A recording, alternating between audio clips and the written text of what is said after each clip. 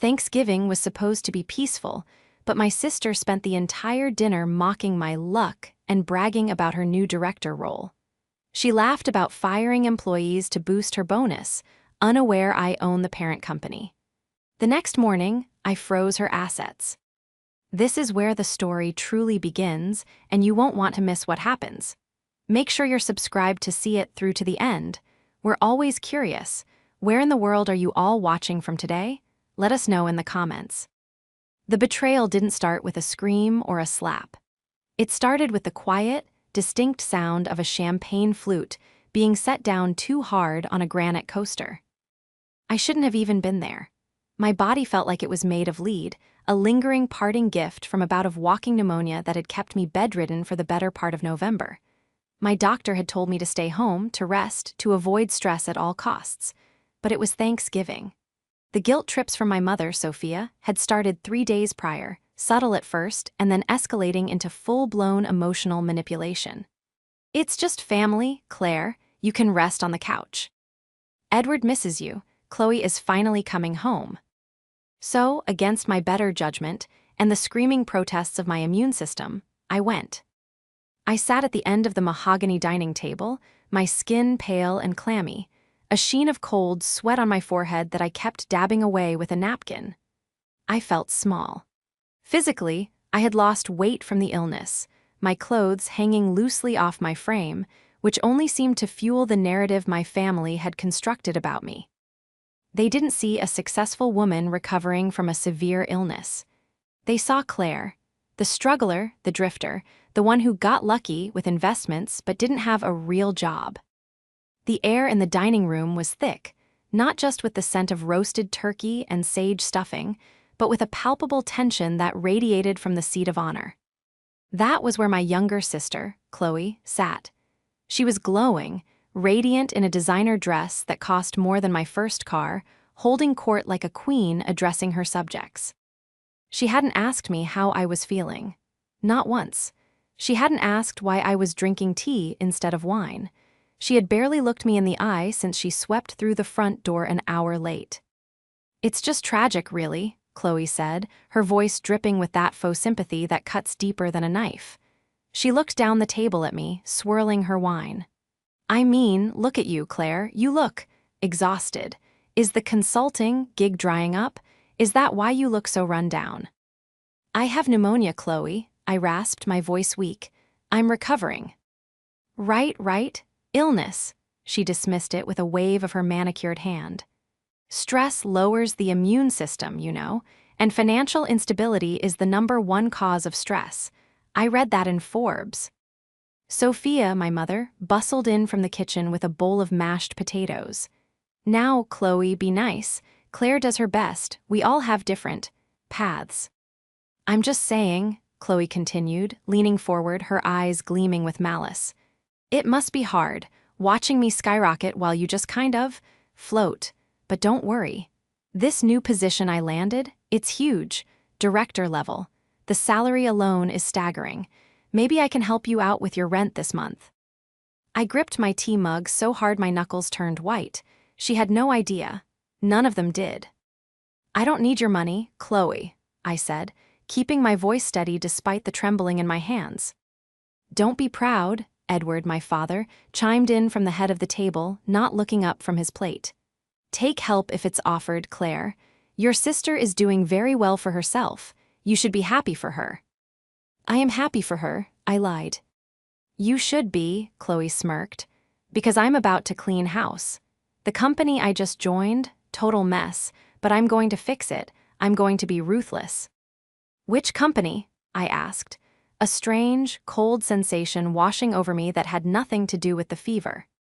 "It's a mid-sized tech firm called Viridian Dynamics," she announced proudly. "They just got acquired by some silent holding group, so there's no oversight. I'm going to run that marketing department like a Navy ship." The room seemed to tilt. The sound of forks scraping against porcelain faded into a dull buzz. Viridian Dynamics. I didn't just know the company. I didn't just know the holding group. I was the holding group. I had finalized the acquisition of Viridian 3 weeks ago from my hospital bed. I was the majority shareholder. I was the silent owner.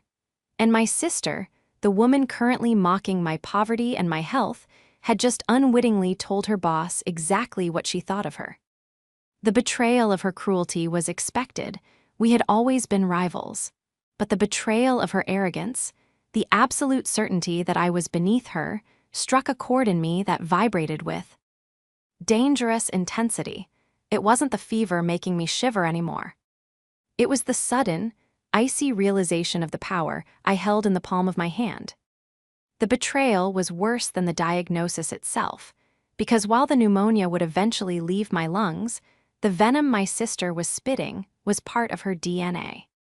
The dinner dragged on, an endurance test of emotional fortitude. Every bite of turkey tasted like ash in my mouth. I focused on my breathing, on the simple mechanical act of inhaling and exhaling, while Chloe turned the Thanksgiving table into her personal podium. Rachel, my aunt who had driven 3 hours to be here, sat across from me. She was a nurse, a no-nonsense woman with sharp eyes who had been watching the dynamic unfold with a furrowed brow. She caught my eye as Chloe launched into another monologue about her brilliance. Rachel offered me a small, tight smile, a silent signal of solidarity that kept me from walking out the door right then and there. The previous director was soft, Chloe declared, stabbing a piece of carrot with unnecessary violence. She cared too much about team morale and work-life balance. Please, I told the VP during my interview that I don't care if they like me, I care if they perform. That's the spirit, Edward boomed, pouring himself more wine. That's how you get ahead in this world. You have to be tough. Claire, are you listening? You could learn something from your sister. I looked at my father, a man who had retired 10 years ago and hadn't navigated a modern corporate environment since fax machines were cutting edge. I'm listening, Dad, I said quietly. Good, Chloe said, because here is the master plan. Phase 1, audit the staff.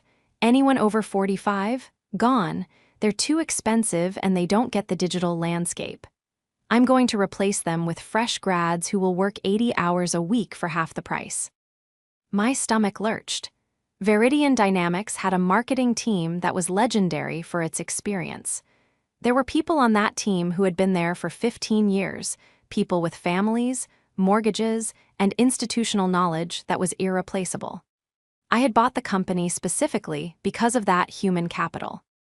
And my sister was planning to fire them all to pad her quarterly bonus. Is that legal? Sophia asked nervously, picking at her napkin. Firing people just for being older. Mom, please, Chloe rolled her eyes. You don't say it's because they're old. You say it's a restructuring of talent or culture fit. It's corporate 101. I'll clear out the dead wood, the budget will look amazing by Q1, and I'll secure the maximum performance bonus. Then I buy that condo in the city I showed you. You're talking about people's livelihoods, I said, the anger burning through the fog of my illness. These are human beings, Chloe, not line items on a spreadsheet. Chloe laughed, a harsh, barking sound. Oh, Claire, you're so soft. That's why you're still driving a 6-year-old sedan and living in that apartment complex. You don't have the stomach for success. You think luck is going to save you. You think the world owes you a living. She leaned in, her eyes narrowing. Success is taken, Claire. It's not given. I take what I want. That's the difference between us. I'm a shark. You're fish food. I looked down at my plate, letting the insult wash over me. I thought about the files on my encrypted laptop back at my apartment. I thought about the organizational charts I had reviewed, the personnel files I had memorized. I thought about the email I could send with a single fingerprint authorization. You're right, Chloe, I said softly, looking up and meeting her gaze with a calmness that seemed to unsettle her for a split second. We are very different. Glad you finally admit it, she scoffed, turning back to Rachel. So, Aunt Rachel, did I tell you about the company car they're giving me? A brand new Audi. They haven't given it to you yet, have they? I asked. Well, no, Chloe hesitated. I start on Monday, but it's in the contract, it's a done deal. Right, I nodded slowly. Monday. Monday was Black Friday. The markets were open. The corporate offices were technically closed for the holiday weekend, but the executive systems were always online. Chloe continued to prattle on about her genius, her upcoming purge of the old guard, and the luxury goods she planned to acquire. She basked in our parents' adoration, feeding off their praise like a vampire. She thought she was invincible. She thought she was the smartest person in the room. But she had forgotten one crucial thing. She had forgotten that in the game of capitalism she claimed to love so much, ownership always trumps management. She was playing checkers, loud and aggressive. I was playing chess, and I had already moved my queen into position. To understand why this moment was so shattering, you have to understand the history, you have to understand what I gave up for her. I am 34. Chloe is 26. When we were growing up, there was always an unspoken rule in the house. Chloe was the special one. She was the baby, the loud one, the one who needed extra attention, extra tutors, extra money for dance class and cheer camp. I was the reliable one, the one who got good grades without being asked, the one who didn't need help. So I didn't get help. When I started my first business at 22, eating ramen noodles and working out of a damp basement, my parents told me I was wasting my time. When Chloe wanted to go to a private university out of state, they refinanced their house. When that wasn't enough, I, who had just started seeing my first real returns, stepped in. I paid for her tuition. I paid for her sorority dues. I paid for her study abroad trip to Italy. I did it anonymously, funneling the money through my parents because I knew they couldn't afford it and I didn't want to shame them. They told Chloe they found a way. They let her believe the money magically appeared. I created this monster.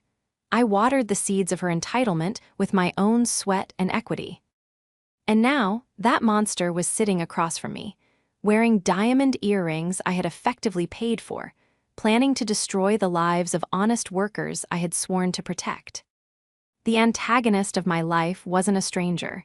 It was the little sister whose hair I used to braid. But looking at her now, I saw the transformation was complete. Chloe wasn't just spoiled, she was malicious. So, Claire, Chloe said, drawing my attention back to the present. She was picking at the remains of the pumpkin pie. Since I'm going to be making serious money now, I was thinking, maybe you should sell me your share of the family cabin. The cabin? It was a small, dilapidated A-frame by the lake that Grandpa had left to both of us. It was my sanctuary. It was the only place I could go to escape the noise of the city. I'm not selling the cabin, Chloe, I said firmly. Why not? She whined, her voice taking on that petulant edge that usually made Sophia cave instantly. You can't afford the upkeep. The roof needs work. The dock is rotting. I have the capital to fix it up into a real vacation home. You could use the money too. I don't know, buy some decent clothes, get a makeover. The cabin is not for sale, I repeated. Mom, tell her, Chloe pouted. She's being selfish. She never uses it anyway. Claire, honey, Sophia started, her voice pleading. Your sister makes a good point. It would stay in the family. And you know money is tight for you right now. Money isn't tight for me, I snapped, my patience finally fraying. Oh, please, Chloe sneered. Stop pretending. We all know you're barely scraping by. You drive a Honda, Claire. A Honda. Successful people don't drive Hondas. Successful people don't wear off-the-rack suits. You're a consultant, that's just code for unemployed. Just sell me the cabin so I can turn it into something actually impressive. She leaned back, crossing her arms, a smug look of triumph on her face. She looked at me not as a sister, but as an obstacle to be removed, a resource to be harvested. She was sleek, polished, and utterly hollow.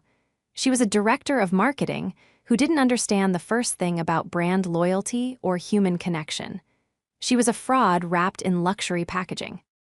You really think you're better than everyone, don't you? I asked quietly. I don't think, Chloe smiled, a predator showing teeth. I know. The market decides value, Claire, and right now, the market says I'm a director and you're a nobody. So, sign over the cabin, take the check, and be grateful I'm generous enough to offer you a bailout. I looked at Rachel. She had stopped eating. She was staring at Chloe with open disgust. Then she looked at me, and I saw a question in her eyes. Are you going to take this? I took a deep breath, feeling the rattle in my chest, but ignoring it. The fever was still there, but the fire in my belly was hotter. I'll think about it, I said.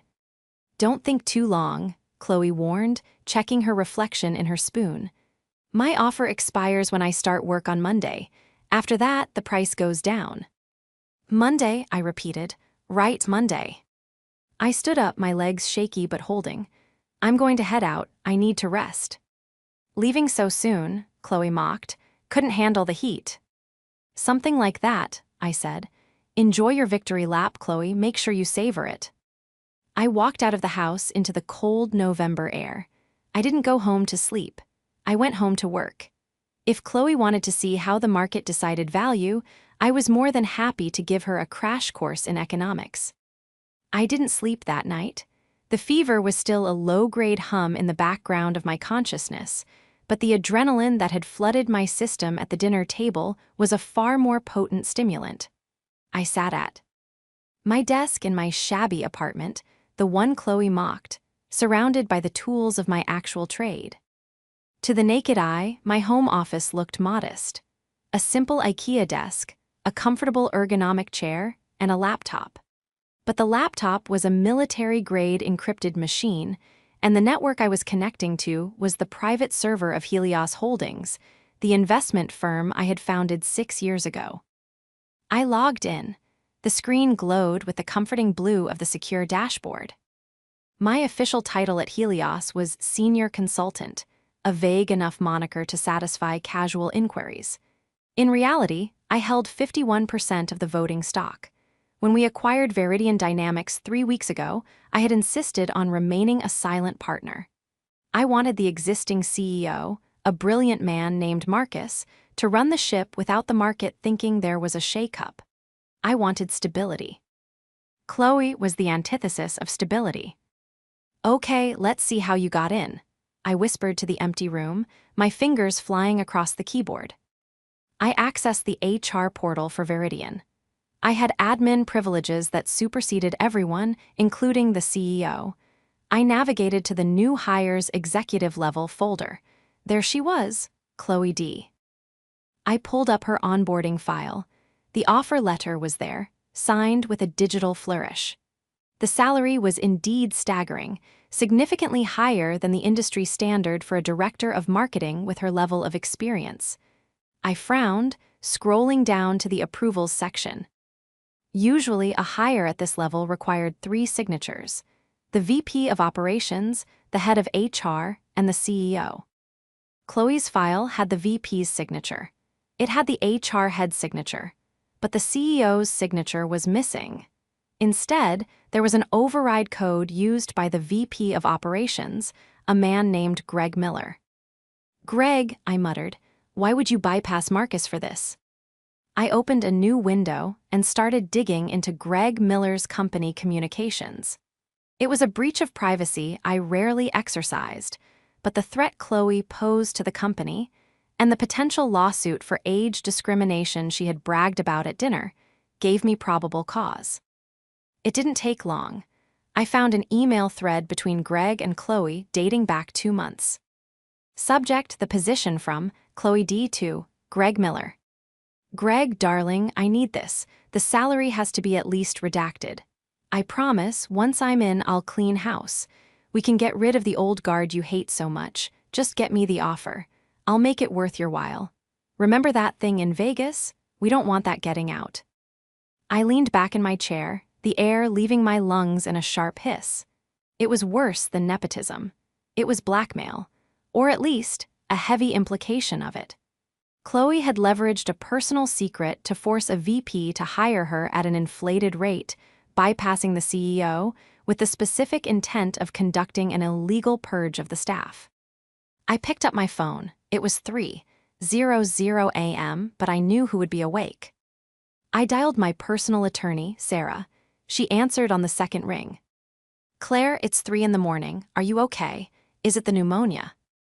I'm fine, Sarah, or at least I will be. I need you to open a file. Priority 1. Okay, I heard the rustle of sheets and the click of a lamp. Who's the target? My sister, and the VP of Operations at Veridian Dynamics. Your sister, Sarah's voice lost its sleepiness instantly. The one you paid tuition for, the one who thinks you're a pauper. The very same. She's been hired as the new marketing director, and she's planning a mass firing based on age. She also appears to have coerced the VP into hiring her. I need a forensic audit of Greg Miller's accounts, and I need a legal hold placed on Chloe's employment contract immediately.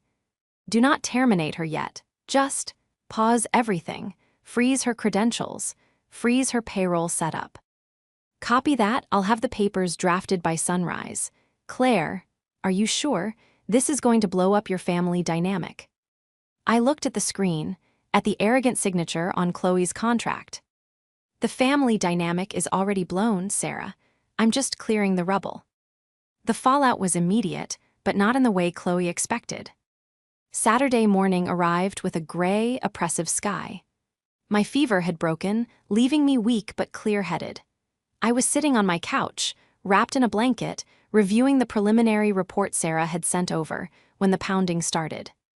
It wasn't a knock, it was an assault on my front door. Claire, open up, I know you're in there. I sighed, closing my laptop and sliding it under a cushion. I walked to the door and unlocked it. Chloe burst in like a hurricane, wearing a designer tracksuit and holding a Starbucks cup that looked like a weapon in her grip.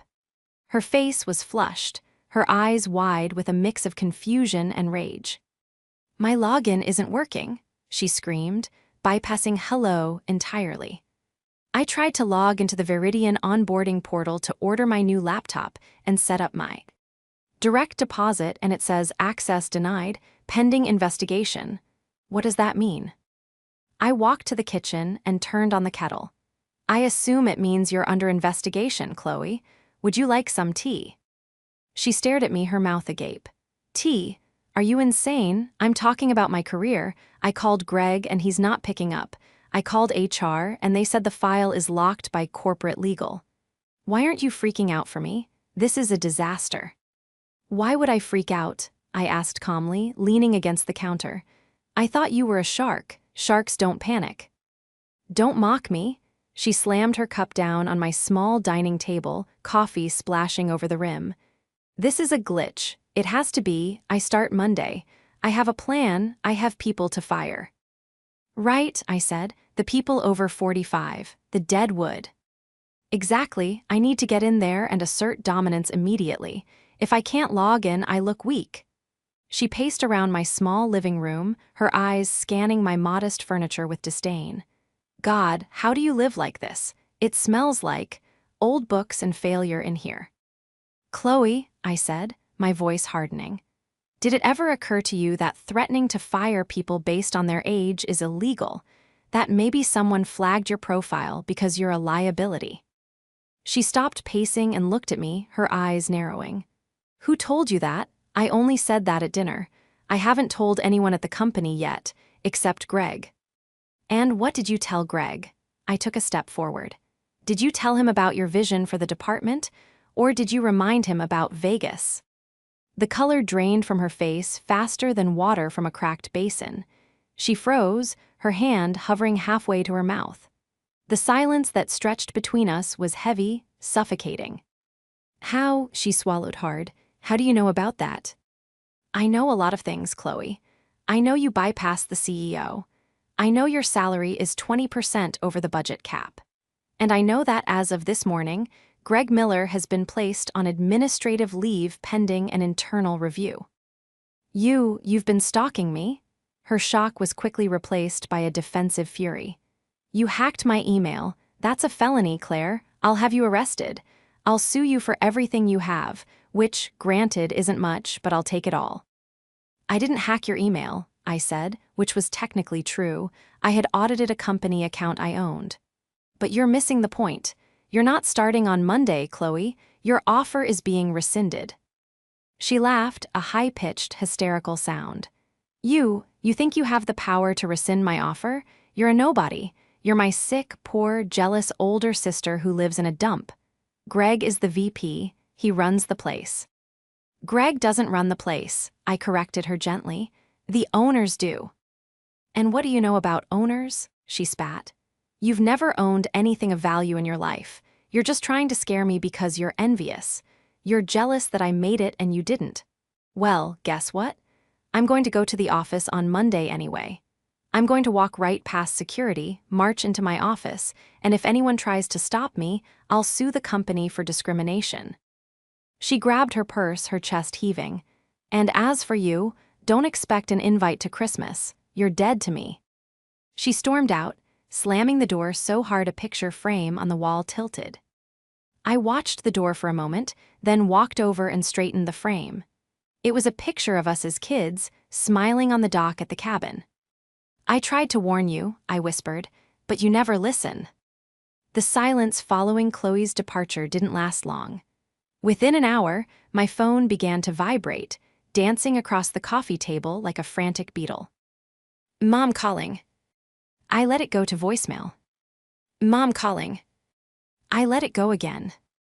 Dad calling. I picked up. My father rarely called unless the house was on fire. Claire, his voice was gruff, strained. Your mother is in hysterics. Chloe is here, she says. She says you hacked her computer. She says you called her company and spread lies about her to get her fired. What is going on? I didn't lie, Dad, I said, sinking onto the sofa. The fatigue was creeping back. Chloe got that job through blackmail, and she was planning to break labor laws the second she walked in the door. I just ensured the company knew about it. It's not your business, he shouted, a sound so rare it made me flinch. Why couldn't you just let her have this? She finally found her footing. She finally got a break. And you, her own sister, you sabotage her, because what? You're jealous. I am not jealous, I said, enunciating every word. I am protecting the company. What company? You don't work there, you're a consultant. This has nothing to do with you. It has everything to do with me, I almost shouted back, but I caught myself. I couldn't tell him yet, not over the phone. No. While he was in defense mode. Dad, listen to me. Chloe is in trouble, real legal trouble. She needs to stop digging. She's not in trouble, he snapped. She's a victim of a jealous sister. We're lending her the money for a lawyer. She's going to sue that company, and she's going to sue you if she has to.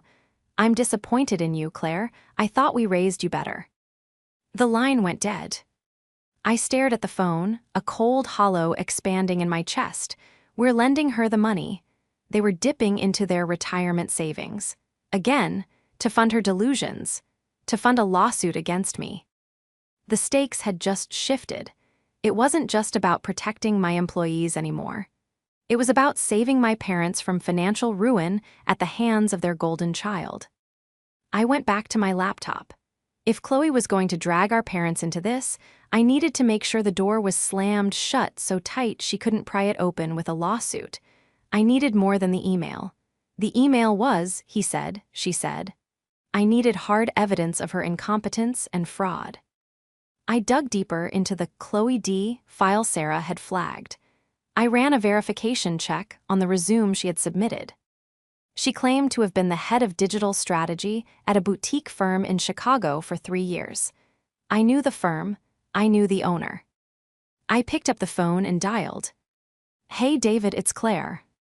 Claire, long time, how's the empire? Growing. Listen, I need a favor. Did a Chloe D ever work for you as head of digital strategy? There was a pause, followed by a confused laugh. Chloe, you mean the intern? The one we let go after 3 months because she used the corporate card to buy Taylor Swift tickets. That's the one. She was never head of strategy. She was a junior associate at best. We fired her for cause. Why? She just applied for a director role at one of my holdings, claiming she ran your department. Wow, David whistled. That's bold. Do you need a written statement? I need everything, David. The termination letter, the credit card receipts, the performance reviews where you told her she lacked basic leadership skills. Send it all. Done, sent. A few minutes later, my inbox chimed. I opened the files. It was a treasure trove of incompetence. Not only had she lied about her title, she had lied about her dates of employment to cover a 2-year gap where she was likely unemployed and living off mom and dad. But there was one more thing. A forwarded email in the batch David sent, something Chloe had sent to him begging for her job back. You can't fire me. My family has money. We know people. If you fire me, I'll tell everyone you harassed me. A pattern. It was a pattern of extortion. I printed everything. The stack of paper was thick, heavy with the weight of her deceit. My phone buzzed again. A text from Chloe. Lawyer retained. Prepare to lose everything, you miserable witch. See you in court. I looked at the text, then at the stack of papers. She was right about one thing. We would be seeing each other, but not in court. I checked the calendar. Sunday. Tomorrow was the annual post-Thanksgiving leftover lunch at my parents' house. It was a tradition. Chloe would be there, rallying the troops, spinning her narrative of victimhood, securing that check from my father. It was time to end the charade. I packed the documents into a leather briefcase, one that looked far too expensive for a struggling consultant. I went to my closet and pushed aside the hoodies and worn jeans. From the back, inside a garment bag, I pulled out a tailored Italian suit in charcoal gray. It was the armor I wore when I walked into boardrooms to dismantle failing companies. Tomorrow, I would wear it to lunch. The Sunday lunch was a tradition as old as my memory. Turkey sandwiches on white bread, stale pie, and the unspoken requirement to pretend we were a happy, functional unit. But today, the air in my parents' living room was so thick with tension it felt like walking through water. I parked my car, my real car, a sleek black Porsche Panamera that I usually kept garaged on the other side of town, right in the driveway blocking Chloe's Audi rental. I stepped out, the gravel crunching under my heels. I wasn't wearing the baggy jeans and oversized sweater they were used to. I was wearing the charcoal Italian suit, a silk blouse, and the watch I had bought myself when Helios Holdings crossed its first $10 million in assets. I walked to the front door, briefcase in hand. I didn't knock. The scene inside was exactly as I had predicted. Sophia was in the kitchen making coffee. Edward was sitting at the dining table, his checkbook open, a pen hovering over the signature line. Chloe was sitting next to him, dabbing at dry eyes with a tissue, looking like the picture of victimized innocence. Aunt Rachel was there too, sitting in the corner armchair, arms crossed, looking skeptical. The conversation stopped the moment I stepped in. Oh, the archway. Claire, Sophia asked, coming out of the kitchen with a pot of coffee. She froze. Her eyes traveled from my heels to my suit to my face. What? What are you wearing? Is that a rental? Chloe scoffed, though her voice wavered slightly. She looked at the briefcase. Trying to look the part for your legal defense? It won't help. Daddy is writing the retainer check right now. Put the pen down, Dad, I said. My voice wasn't loud, but it had a timbre to it they had never heard before. It was the voice I used to close deals and fire incompetent CEOs. Edward looked up, startled. Claire, we're handling this. Your sister has been wronged. We need to support her. She hasn't been wronged, I said, walking to the table. I placed the briefcase down with a heavy thud. She's been caught. Caught doing what? Chloe snapped, standing up. Being ambitious, being better than you. You're just trying to sabotage me because you can't stand that I'm successful. Successful? I looked her in the eye. Chloe, you've been unemployed for 2 years. You were fired from your last job for credit card fraud. And you got this job at Veridian by blackmailing Greg Miller about an affair he had in Vegas. The room went deadly silent. The only sound was the ticking of the grandfather clock in the hall. That's a lie, Chloe stammered, her face turning a blotchy red. Mom, she's lying, she's crazy. Am I? I clicked the latches on the briefcase. They sprang open with a sharp sound. I pulled out the first document. This is the termination letter from your last employer in Chicago. It details the unauthorized purchase of concert tickets and personal travel on the company card. Would you like to read it, Dad? I slid the paper across the table. Edward stared at it, his hand trembling. He didn't pick it up, but he looked at the letterhead. He looked at the bold text that said termination for cause. And this, I pulled out a stack of emails, is the correspondence between you and Greg Miller. It's dated 2 months ago. You explicitly threatened to reveal his Vegas indiscretion to his wife if he doesn't hire you at 20% above the salary cap. Where did you get that? Chloe shrieked, lunging for the papers. That's private, that's illegal. I caught her wrist before she could touch the documents. My grip was iron. It's company property, Chloe, and as the owner of the company, I have the right to review it. She froze. She pulled her arm back, rubbing her wrist, looking at me with genuine confusion. Owner? What are you talking about? You don't own anything. I own Helios Holdings, I said, my voice calm, steady, and devastating. And Helios Holdings owns Viridian Dynamics. I bought it 3 weeks ago. I am the majority shareholder. I am the chair of the board. I am your boss. Sophia dropped the coffee pot. It didn't break, but it clattered loudly onto the counter, splashing hot liquid everywhere. Claire, what? I built my company 6 years ago, Mom, I said, not taking my eyes off Chloe. I didn't want to tell you because I wanted to make it on my own without this.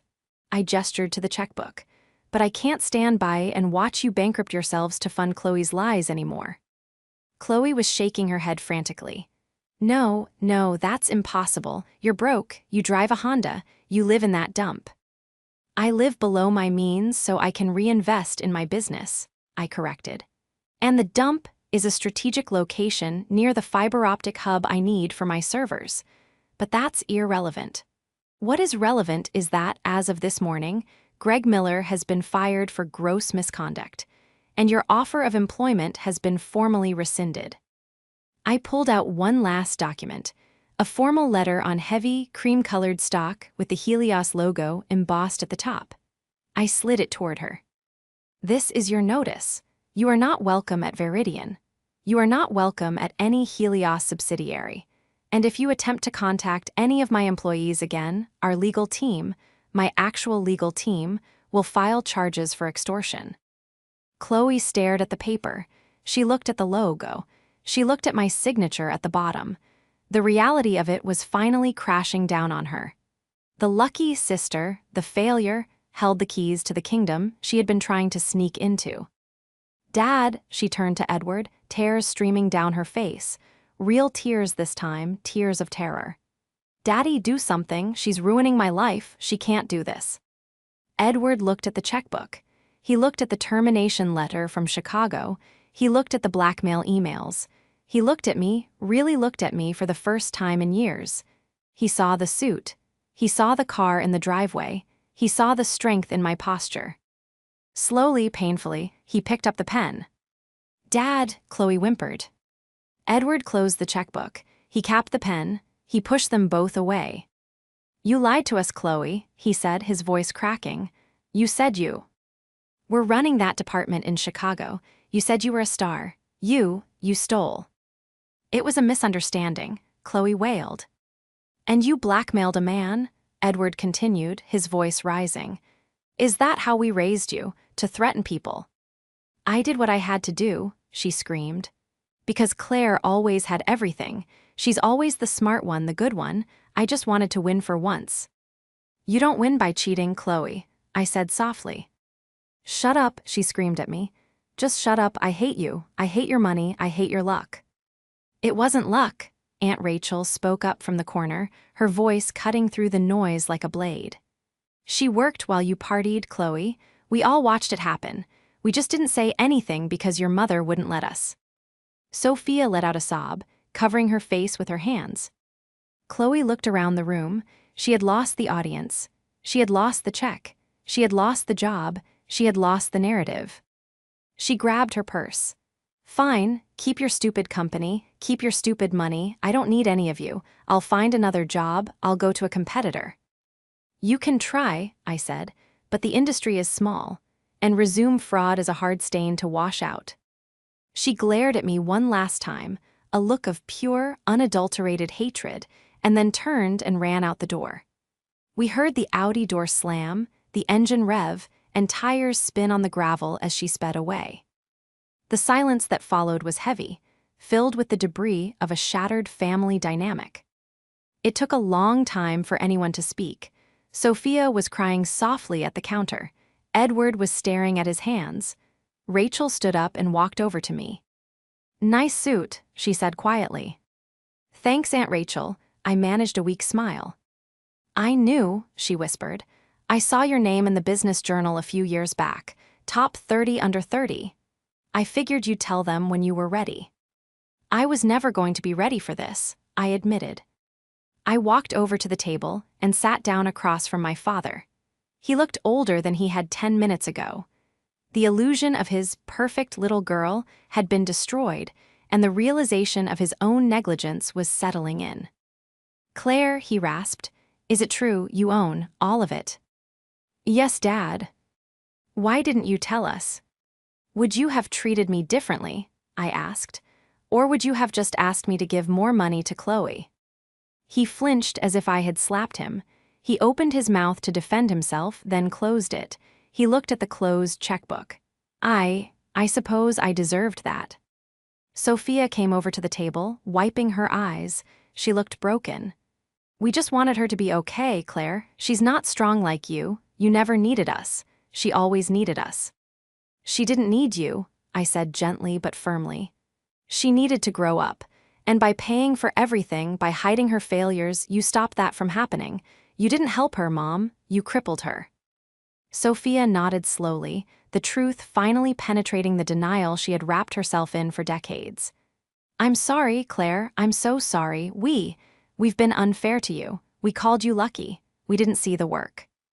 "It's okay," I said, though we all knew it would take a long time to truly be okay. "But this has to stop. No more bailouts, no more loans. If Chloe gets into trouble, she has to get herself out of it. Do you understand?" "Yes," Edward said, his voice firming up. "Yes, no more." I stayed for another hour. We didn't eat the leftovers. We drank coffee and talked, really talked, about my business, about my life, about things other than Chloe's latest drama. It was awkward, tentative, but real. When I finally left, the sun was beginning to set, casting long shadows across the driveway. I got into my car and sat there for a moment, the silence of the cabin wrapping around me.